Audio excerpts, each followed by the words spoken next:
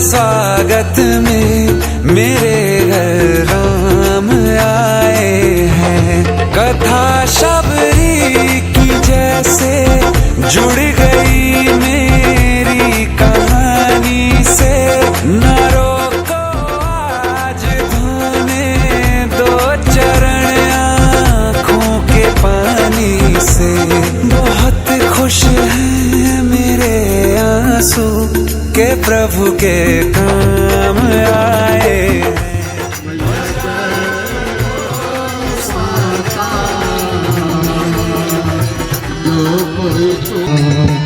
आयो ओ जगतार चले ओम जय गौ माता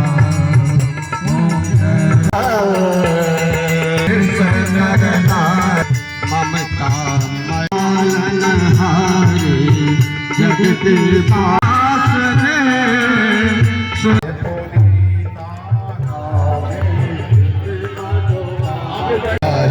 कारी हर सुत महतारी मुनि बनहारी अद्भुत रूप विचारी लोचन बाला नयन विशाला हो रामा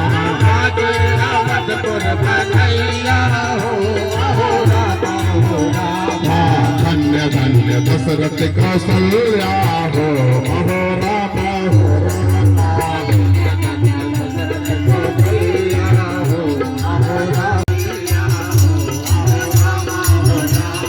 गंगा गोसाई रचना करैले गंगा गोसाई रचना करैले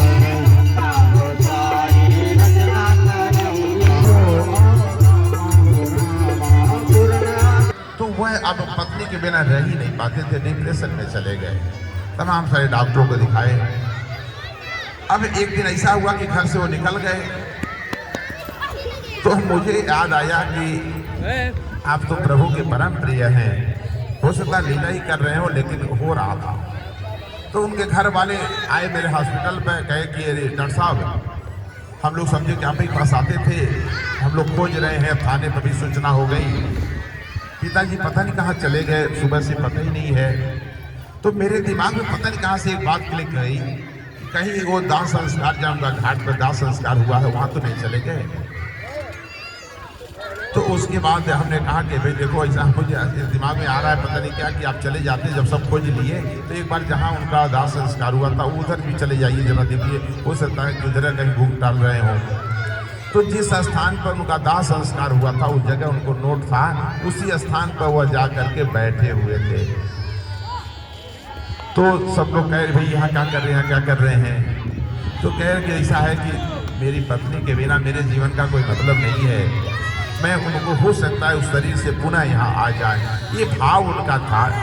भगवान राम जब सीता जी का खोज कर रहे थे तो रास्ते में उनको जटायु मिल गया, और जटायु की निष्काम भक्ति का वर्णन मैं कल करूंगा। वो कथा बहुत महत्वपूर्ण है, क्योंकि राम ने कहा कि जो निष्काम भाव की भक्ति जटायु के अंदर है, उस जटायु की कथा को जो सुनता है, जो समझता है, जीवन में धारण करने की बात वो नहीं किए थे, क्योंकि पता नहीं कोई दूसरा जटायु जैसा होगा कि नहीं होगा। इसलिए प्रभु बहुत समझदार थे, प्रभु ने ये बात नहीं कहा। प्रभु ने बस इतना कहा कि अगर इस कथा को कोई सुनता है तो उस सुनने वाले का ही फल वो मेरे को प्राप्त होता है। इसलिए इस बात को इसलिए मैं यहाँ बता रहा हूँ कि ये कथा आपको कल जरूर सुननी है। आज भी मैं सोच रहा था इस कथा को सुनाएंगे, लेकिन अभी टाइम बहुत है, टाइम अधिक हो गया है और कथा लंबी होगी। इसलिए कल की कथा में हम लोग जटायु की निष्काम भक्ति का भाव जानेंगे, और जो विक्रमादित्य ने राम मंदिर बनवाया। आप अयोध्या में देखें राम मंदिर बना है, राम मंदिर बीच में टूट गया था, भी आपको पता है। कुछ असामाजिक या जो कहा जाता है विधर्मियों ने उस राम मंदिर को तहस नहस कर दिया था। और वहां पे मस्जिद का प्रतीक बना दिया था। फिर राम जन्म त्रेता में हुआ था, तो क्या त्रेता के बाद द्वापर आया, कलयुग आया, तो सब ऐसे ही पड़ा रहा?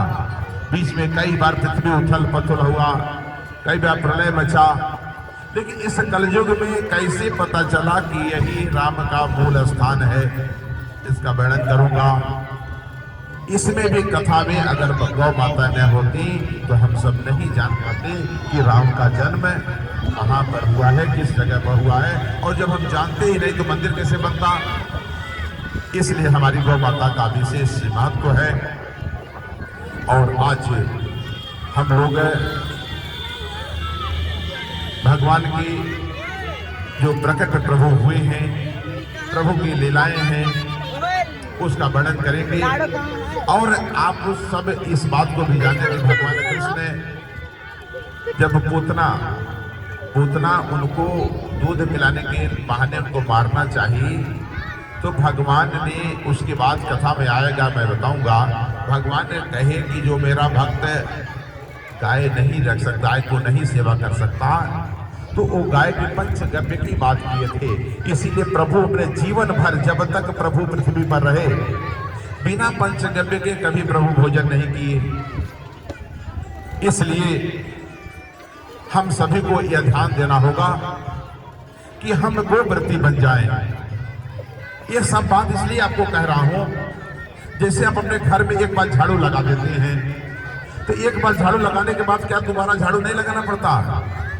लगाना पड़ता ही नहीं पड़ता है, बताइए। तो ये जो गौ भागवत कथा यहाँ पर हो गई, ये गौ भागवत कथा पीएम आवास की